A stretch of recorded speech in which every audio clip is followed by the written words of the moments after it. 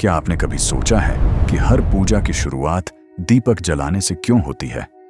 हर शादी में फेरे अग्नि के सामने क्यों लिए जाते हैं? और हर यज्ञ में हवन करते समय स्वाहा क्यों बोला जाता है? आज मैं आपको बताऊंगा अग्निदेव का वो रहस्य जो शायद आपने कभी नहीं सुना होगा। वो देवता जो त्रिदेव में नहीं है फिर भी सबसे महत्वपूर्ण है। वो शक्ति जो देवताओं और मनुष्यों के बीच की कड़ी है। ऋग्वेद का पहला मंत्र किसे समर्पित है? इंद्र को नहीं, विष्णु को नहीं, शिव को नहीं, बल्कि अग्निदेव को। अग्निमीले पुरोहितम यज्ञस्य देवमृतविजम, यानी मैं उन अग्नि की स्तुति करता हूं जो यज्ञ के पुरोहित हैं।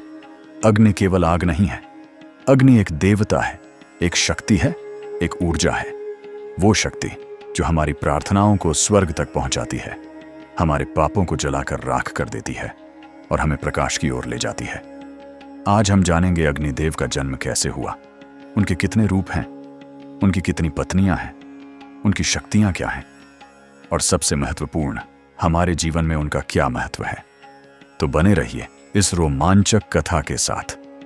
अग्निदेव के जन्म की कई कथाएं हैं। एक कथा कहती है कि अग्नि ब्रह्मा जी के मुख से उत्पन्न हुए। जब ब्रह्मा ने सृष्टि रची तो सबसे पहले अग्नि को प्रकट किया, क्योंकि बिना अग्नि के जीवन संभव नहीं था। दूसरी कथा बताती है कि अग्नि कश्यप, आशे और आदित्य के पुत्र हैं, और एक मान्यता यह भी है कि अग्नि स्वयंभू हैं, यानी स्वयं प्रकट हुए। अग्निदेव का स्वरूप अत्यंत तेजोमय है। उनका रंग लाल है। उनके 7 जिह्वाएं हैं जो लपलपाती रहती हैं। इन 7 जिह्वाओं के नाम हैं काली, कराली, मनोजवा, सुलोहिता, सुधूम्रवर्णा, स्फुलिंगिनी और विश्वरूपा। ये 7 हमारे हवन को देवताओं तक पहुंचाती हैं। अग्निदेव के बाल सुनहरे हैं जो हमेशा लहराते रहते हैं। उनकी सवारी मेढ़ा यानी राम है। उनके हाथों में अक्षमाला और कमंडल होता है। उनके चारों ओर हमेशा लपटें रहती हैं और उनका तेज इतना प्रबल है कि सीधे देखना कठिन है। अग्नि के 3 मुख्य रूप बताए गए हैं। पहला सूर्य यानी आकाश में अग्नि, दूसरा विद्युत यानी बादलों में अग्नि, और तीसरा पार्थिव अग्नि यानी पृथ्वी पर जलने वाली आग। इन तीनों को मिलाकर त्रेताग्नि कहा जाता है। अग्निदेव के 5 मुख भी बताए गए हैं। गार्हपत्य जो घर की अग्नि है, आहवनीय जो यज्ञ की अग्नि है, दक्षिणाग्नि जो दक्षिणा की अग्नि है, सभ्याग्नि जो सभा की अग्नि है, और अवसथ्य जो रसोई की अग्नि है। इन 5 रूपों में अग्नि हर जगह मौजूद रहते हैं। अग्निदेव की 3 पत्नियां हैं। पहली और सबसे प्रमुख हैं स्वाहा देवी।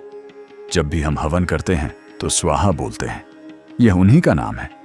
स्वाहा दक्ष प्रजापति की पुत्री थीं। उन्हें अग्नि से प्रेम हो गया था।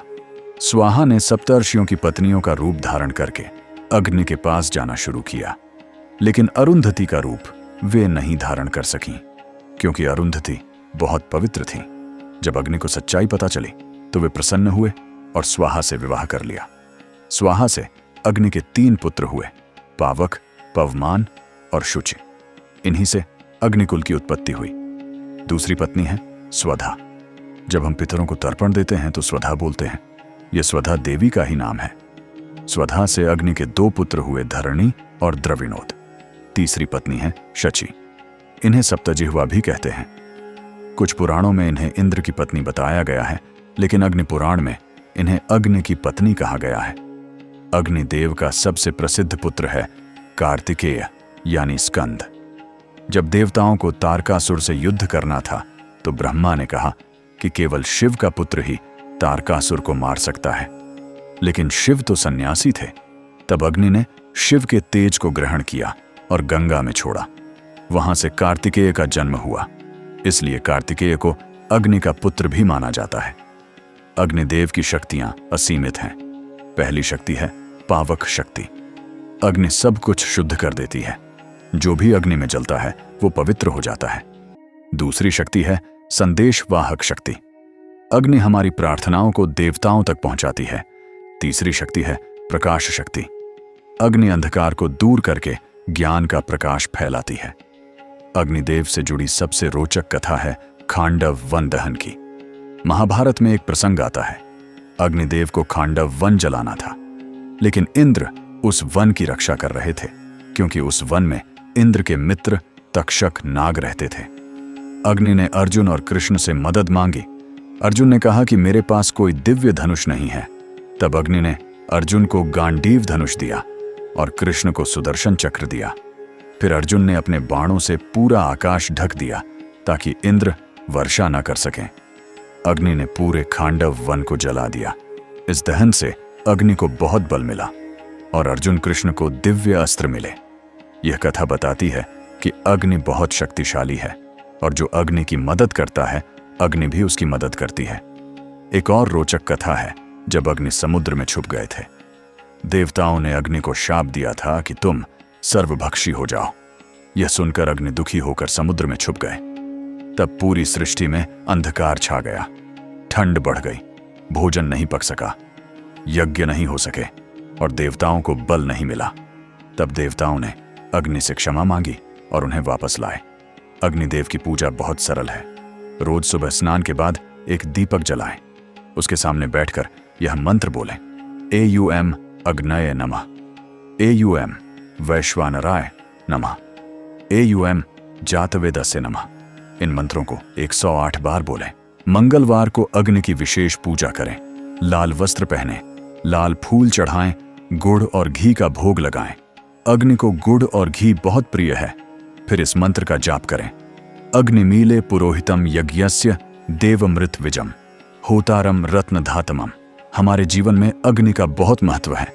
बिना अग्नि के भोजन नहीं पक सकता, बिना अग्नि के प्रकाश नहीं मिल सकता, बिना अग्नि के गर्मी नहीं मिल सकती। हमारे शरीर में जठराग्नि है जो भोजन पचाती है। अगर जठराग्नि कमजोर हो तो हम बीमार पड़ जाते हैं। हर धार्मिक कार्य में अग्नि जरूरी है। विवाह में फेरे अग्नि के सामने लिए जाते हैं, यज्ञ में हवन किया जाता है, पूजा में दीपक जलाया जाता है और मृत्यु के बाद शरीर को अग्नि में ही दाह किया जाता है।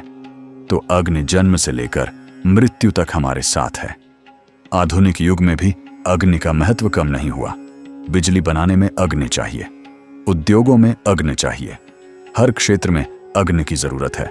तो अग्नि केवल देवता नहीं बल्कि जीवन का आधार है।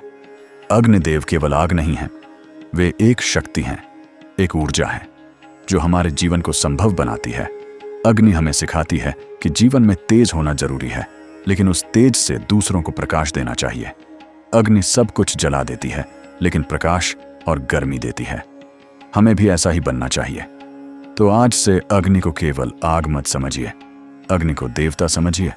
रोज एक दीपक जलाइए और अग्निदेव से प्रार्थना कीजिए कि वे आपके जीवन में प्रकाश लाएं।